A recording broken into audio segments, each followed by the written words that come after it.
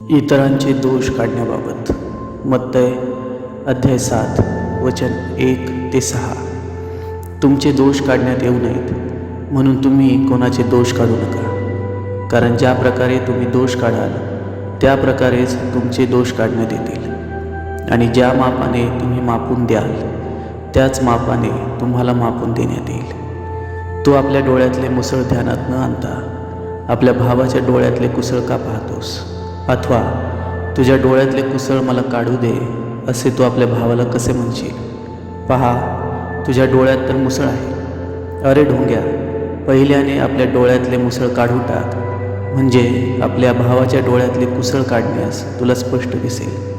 जे पवित्र ते कुत्र्यांना घालू नका, आणि आपले मोती डुकरांपुढे टाकू नका. टाकाल तर ती कदाचित आपल्या पायांखाली ते तुडवतील व उलटून तुम्हाला फाडतील.